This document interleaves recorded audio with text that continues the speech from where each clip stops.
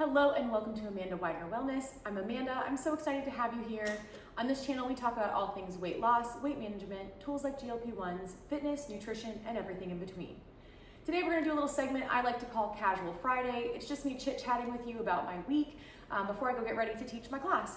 So I have some topics today. I'm gonna tell you about how my week went in weight loss and fitness. I'll talk a little bit about the things I ate. And then I have some news that I want to share with you that I found on the internet.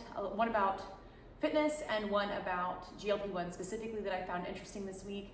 And then the last thing I'm going to do is answer some questions that have come in over the past week. So if that sounds interesting to you, I hope you'll stick around, grab your coffee, and let's chat. But before I get into that, I do have a disclaimer. I am not a doctor or healthcare provider, and while I am a personal trainer and group fitness instructor, I'm not your personal trainer or group fitness instructor, so please speak with your healthcare team before making any changes to your diet, exercise, or medication regimen. Everything on this channel is based on my opinions and experiences.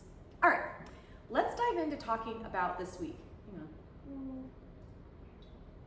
As you can see, I have the handy dandy travel mug because I just got back from dropping the kids off at school. It's a half day, it's their last day before winter break, and it was a very chaotic morning. But I digress, I'm here. I'm caffeinating so that I have energy to teach my class. So let's talk about my week in weight loss and weight management. It's the holidays. I'm not super worried about moving the scale down. I just kind of want to keep it at least where it is while I still enjoy my holiday season. This is my second holiday season on this journey. The first one, honestly, was a little bit, I don't want to say easier, but it was more manageable because I was so motivated. I was just getting started. Now I'm a full year into this. I'm still very much motivated to reach my goals, but I noticed that I'm feeling a little bit more relaxed about the choices that I make, which I think is good because the goal here is for me to make this a lifestyle, not something that I have to restart every year. I want this to just be every day, where some days I allow myself to enjoy and other days I'm a little bit more focused on what I need to do nutrition and exercise wise. So this week was a pretty good week. You might have noticed on one of my previous videos, I'm saying I'm 105 pounds down instead of 104. So I did lose a pound from last week. My weigh day is Sunday, I weigh on Sundays. So as of Sunday, I was an extra pound down. To lose weight during the holiday season is a really exciting thing for me. Up until last year, I always gained weight during the holidays. So that was really fun to see. I wasn't actively trying to lose weight. I was just continuing on with what I've been doing. But I did still have a treat here and there. And I have my best friend's birthday's in December, her daughter's birthday's in December. There's all the events and stuff going on. So I haven't been as hyper focused, but I'm still, I'm still focusing on my goals and how to get there and what I should be eating every day. So, before I go into all that, I should tell you my stats. So a year ago, when I started on this journey, I was 284 pounds. As of this week, I'm 179 pounds. I'm 5'5". I do have a pretty muscular build now. I lift weights every day, so I'm 179 pounds, but I wear a size 8. Kind of getting down into probably needing to go into a 6. So I know some people hear that number and they think, she doesn't look that size or she looks more than that, whatever. So that's just me clarifying. I'm 5'5", I'm 179 pounds. I do have quite a bit of muscle on me. I'm a fitness instructor. I like to lift weights, and I wear a size 8 going into a 6. So tools that I use to help me on my journey every day, most days, I use my FitnessPal to track what I'm eating. I like that app. I use the free version. It tracks, it allows me to put in recipes and save them. So stuff that I eat regularly, I can just enter it really quickly. Or if I cook, I can put all the ingredients into a recipe card and it will do all the math for me. It tracks my macros so I can see how much protein I'm eating. It also tracks my fiber so I can make sure I'm hitting my fiber goal. So I really enjoy that app. There are other food tracking apps that you can use. That's just the one I prefer. I also use the Strong app to track my workouts. I love the Strong app. Again, I use the free version. It allows me to input what exercises I'm doing in the weight room that day, how much weight I'm using, how many reps I'm doing. And in an upcoming video, I'm actually going to break down gym terms. I know that sometimes when I say things like reps and sets, people are like, well, wait, which one's which? I kind of have an idea, but can you clarify? I'm going to talk about that next week so that we are all ready for our goals in January. So And then I also use my Apple Watch that tracks my my heart rate and stuff like that while I'm exercising. It does show a calorie burn on it, but they're not super accurate unless you're wearing like a heart rate monitor. Your calorie burn's never gonna be super accurate, so I never really go off of the calorie burn, but I do like it to track my heart rate while I'm doing my intense cardio workouts or like more cardio-based strength training. I also use it to track my steps when I'm walking, so I love that. And my mileage when I'm walking. I tend to walk 3.5 miles most days. Now, we have had some strange weather in this area lately. I have not been walking most mornings, which actually has me a little bit more irritable than usual. I call them my mental health walks because they help me clear my head. And I usually walk for about an hour, which is about 3.5 miles, but it's either been really cold, like in the 20s cold, or it's been raining. And I haven't been able to do that. So this morning I was gonna go for a walk and then it started pouring. And now that I'm sitting down with you, it's beautiful and sunny, but I have to go get ready for my class. So hopefully the weather holds off and I can go for a mental health walk later this afternoon. So yes, so that's my apps. Nutrition this week. So breakfast, I did film one day of eating for you in my what I eat in a day. That went up yesterday. That was a very realistic, like I'm a busy mom, I'm just gonna do something quick and effective, kind of what I eat in a day. Do I have days where I'm more planned than that? Absolutely. That was not one of them. And I thought it was good to share because some days are like that when you live in the real world, which we all do.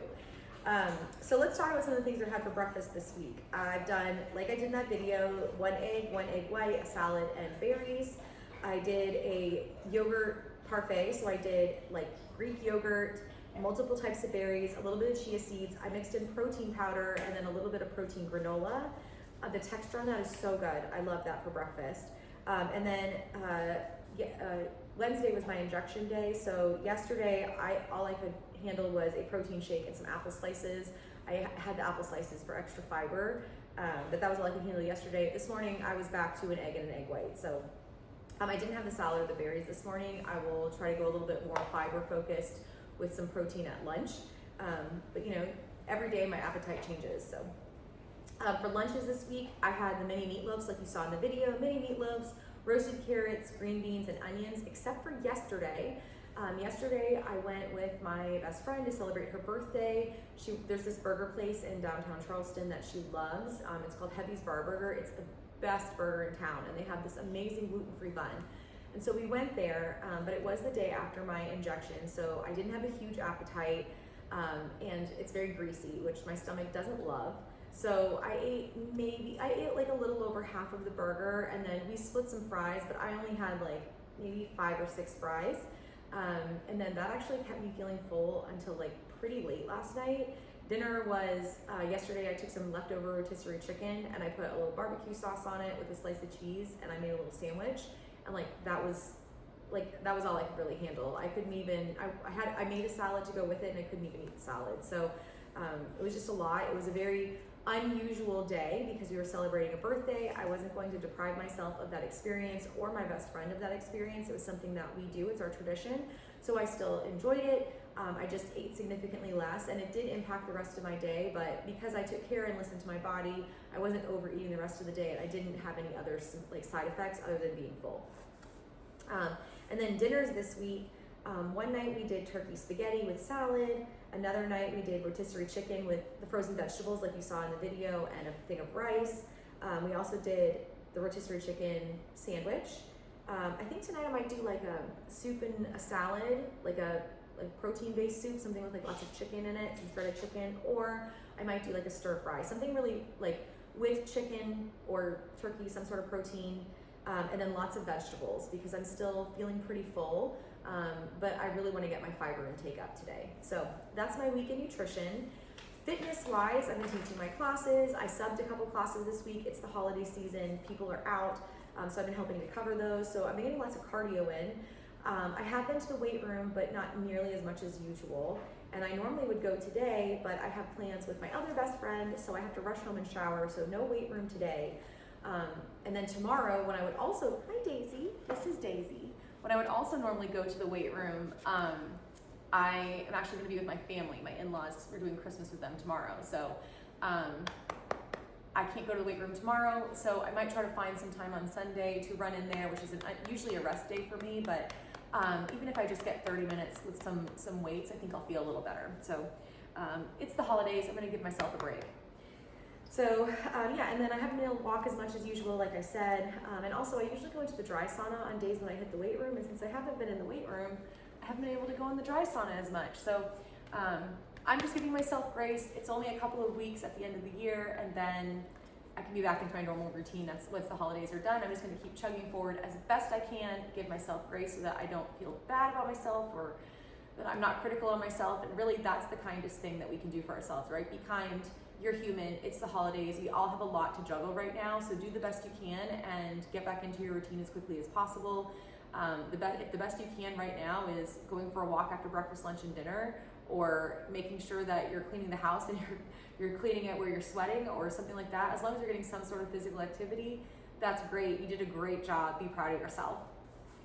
All right, let's talk about some news that I've been reading this past week. Before I do that, I'm gonna have a sip of coffee. You should have one too. Cheers. Or tea or whatever it is you drink.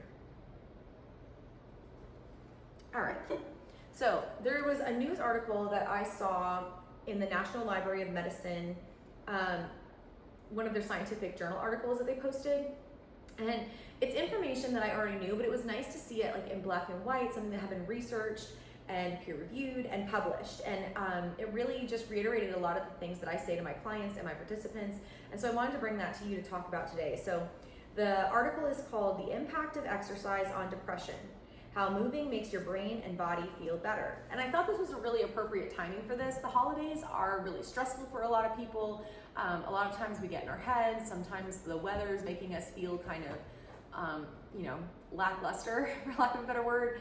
And sometimes if you're a person with depressive traits, that tends to creep up this time of the year. I know I've had my own struggles with anxiety and what was probably depression throughout my life. And a lot of times it really kind of amplified this time of the year going into January. So I wanted to talk about this article because I know that if I was going through it, I'm not the only one. Oh, Folly's coming to say hello too. Before I get into this article, let me show you Folly again. This is Folly. So you get to see both my doggies today. Upstairs are the cats, downstairs are the dogs. We have to keep them separated because they don't get along. But luckily the cats have lots of space and they're very happy. And the dogs are also very happy because they get to sit on the couch down here.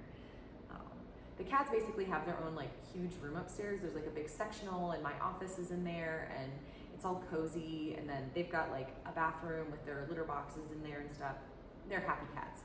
My kids go in there and play with them a lot, and then whenever I'm working, I snuggle them. So, and then the dogs get us down here. I guess Folly's gonna stay here. She's yawning.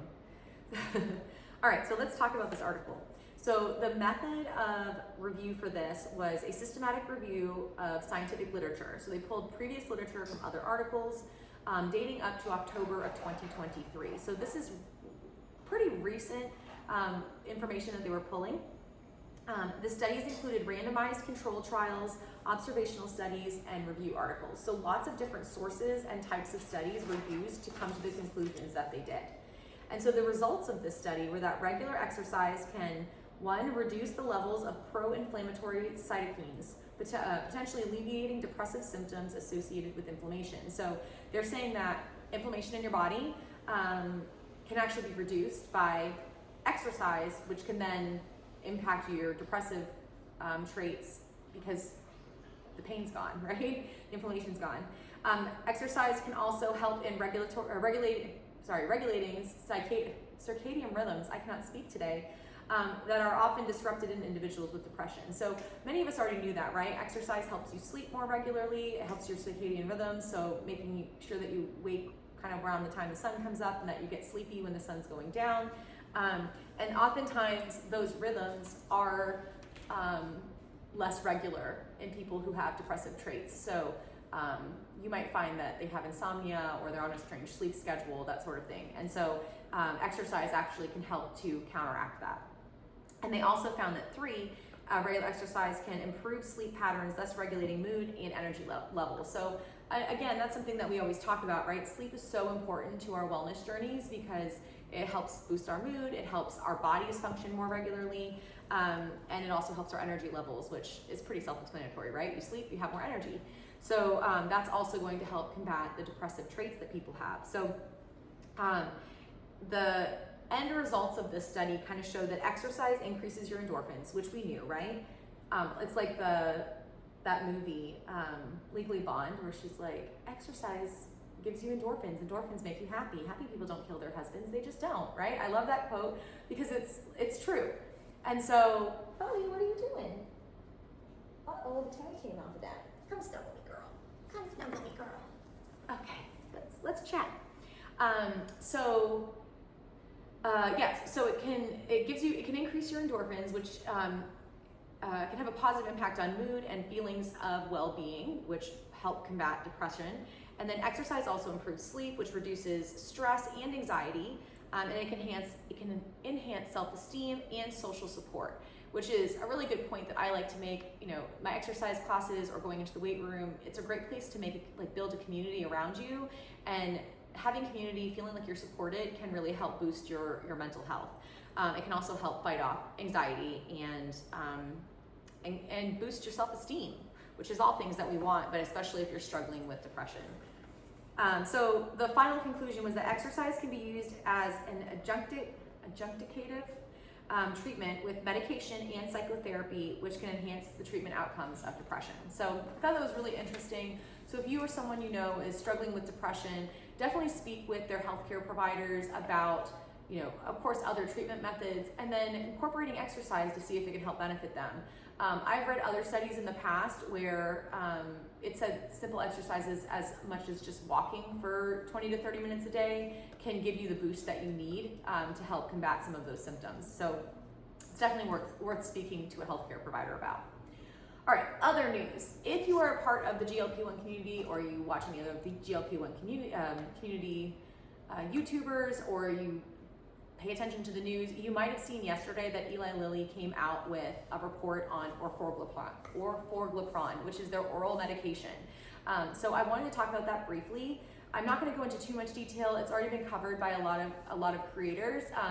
I will say, after you watch this, if you're interested in learning more, go check out Christopher's piece on it, on the downsides. He did a wonderful job covering this topic and going into detail about the study.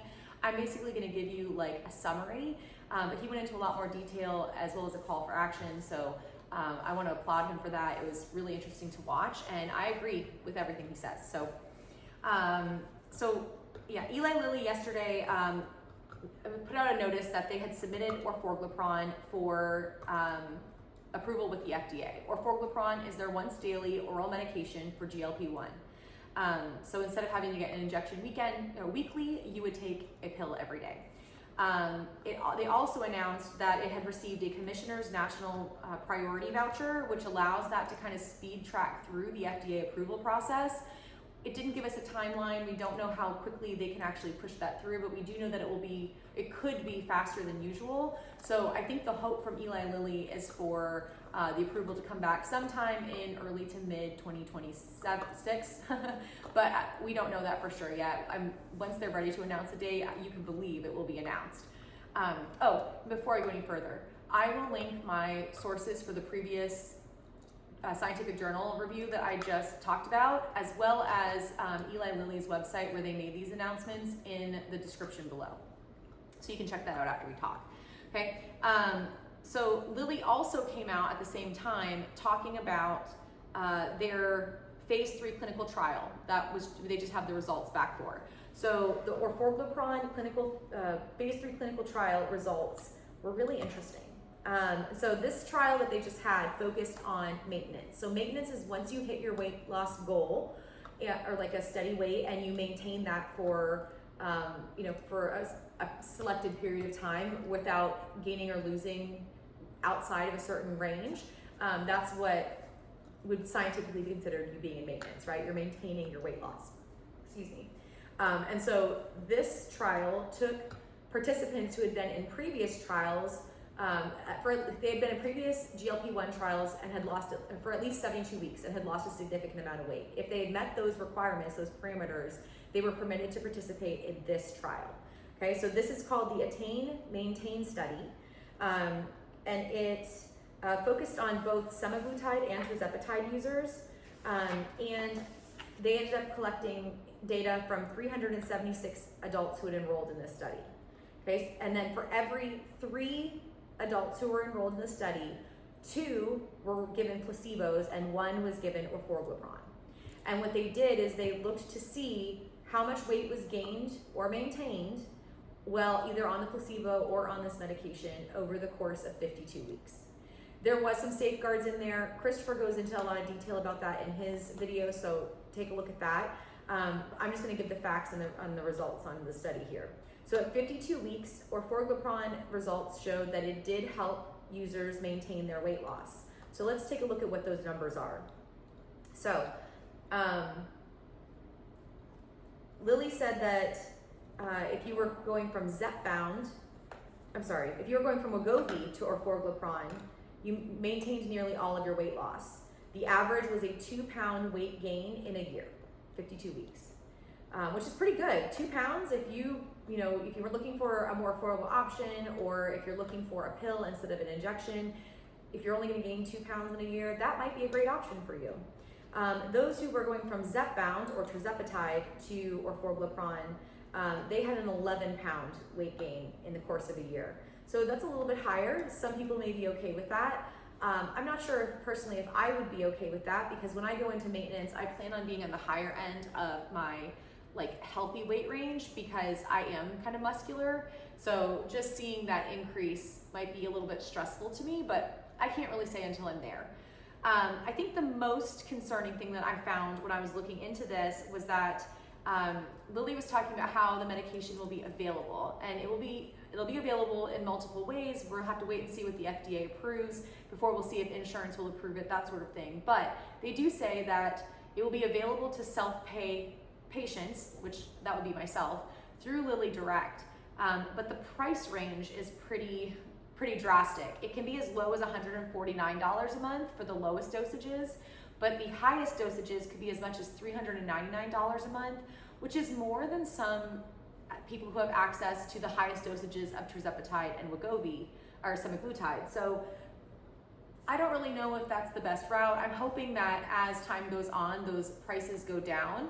I also don't understand the fluctuation in dosage. I can't think of any other medications that have different price points for dosage amounts, and that, I mean, I don't work in that industry, so that could be why, but any of the medications I've ever taken, they don't have a different price point based on how much you need of the medication. So I find that interesting. I definitely think we need to find a way to make this more affordable for those who need it.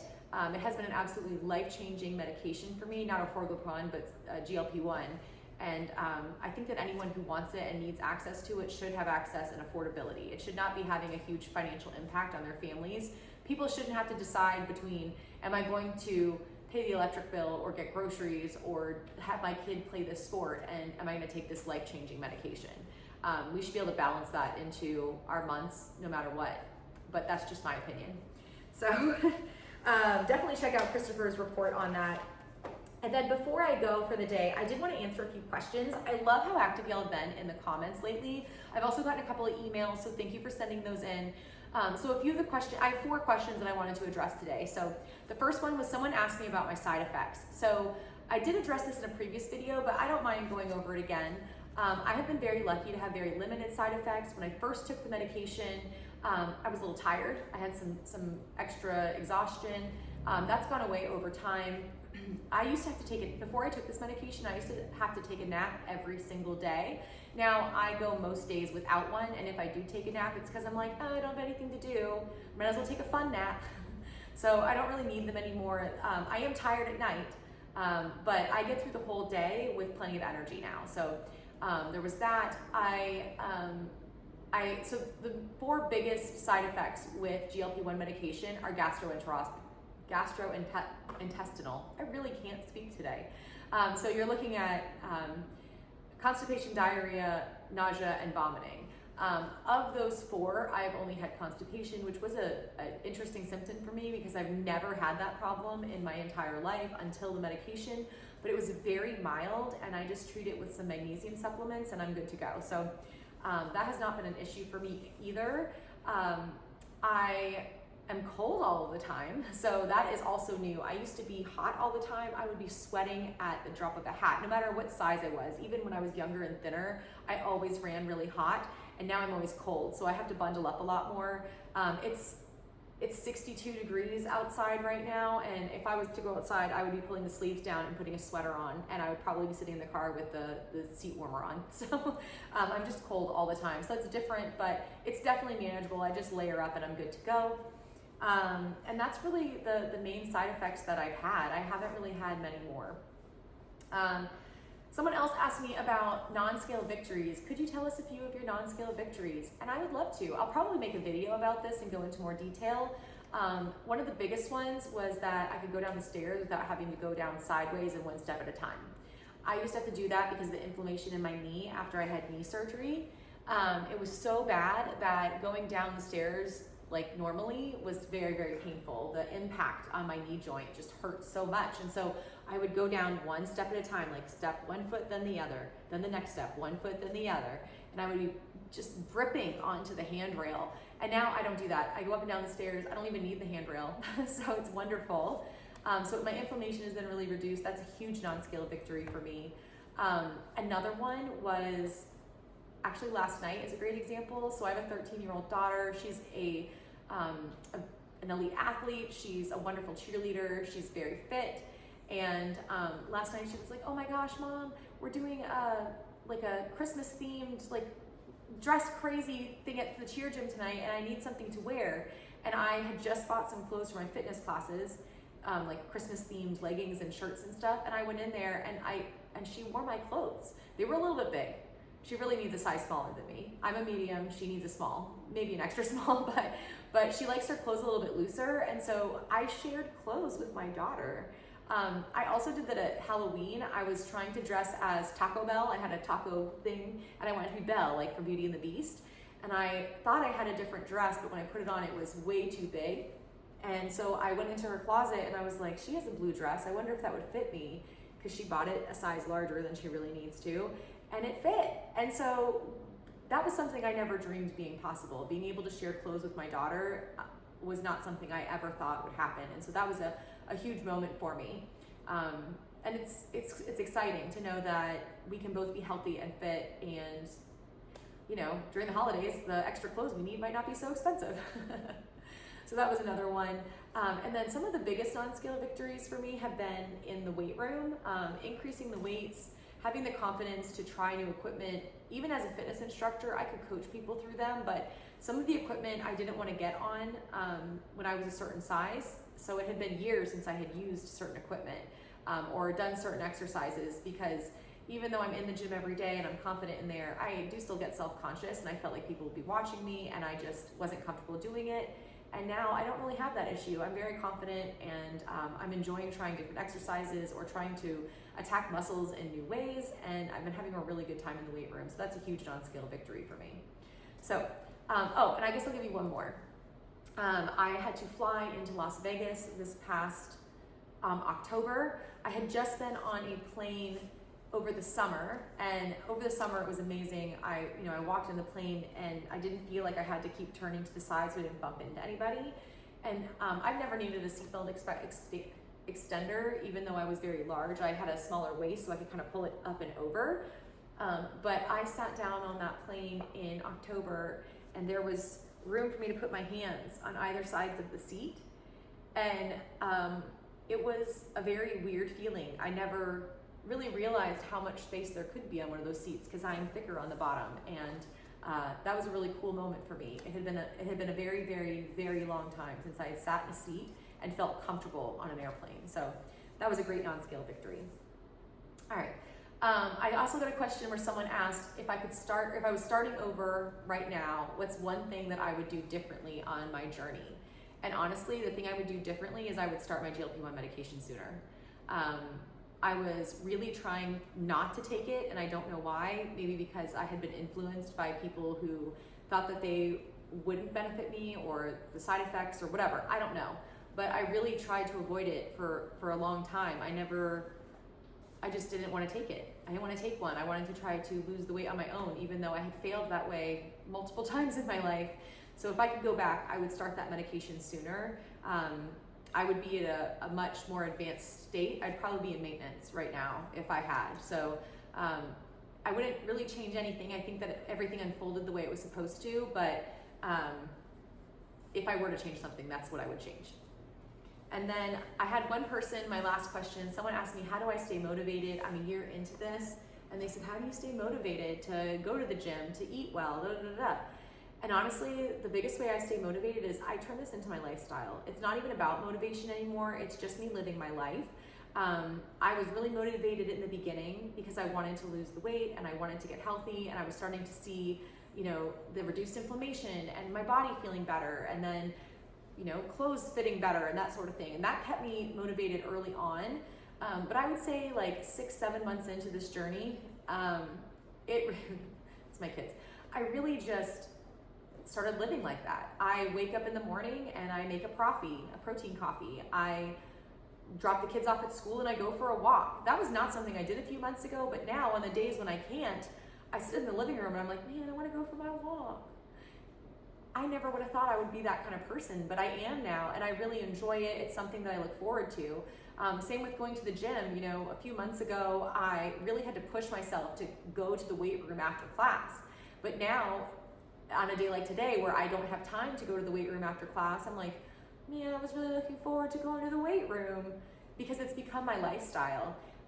So it's not so much about motivation now, it's just about me continuing to live my life the way that I've created. So if you're kind of beginning or midway through on your journey, use that as your motivation to keep going. Establish a pattern that feels comfortable and maintainable to you, so that as you get further in on your journey, and like say a year or 2 years from now, when you don't have that initial motivation where you're like excited, right? Like when you first start on a wellness journey, it's like sexy, right? Like it's this mysterious thing.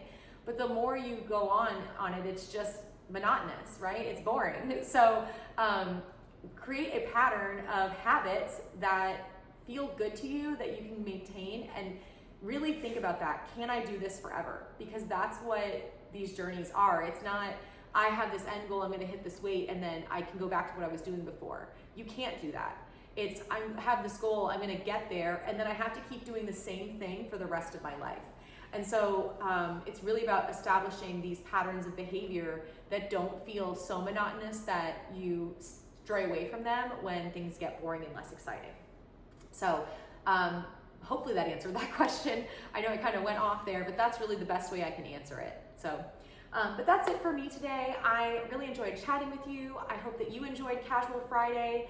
I will not be posting videos over the weekend, but I will have some videos for you next week. So I hope that you enjoy them. If you have a topic you want to hear about, put it in the comments below. I would also love to know what you're doing today to keep yourself motivated and pursuing your wellness journey today and through the weekend. I really do love hearing from you, so please put it in the comments. It's always exciting to get one from you. And that's pretty much it. Thank you again for tuning into Amanda Widener Wellness. I hope that you will like and subscribe so you don't miss my next video, and I'll see you next week.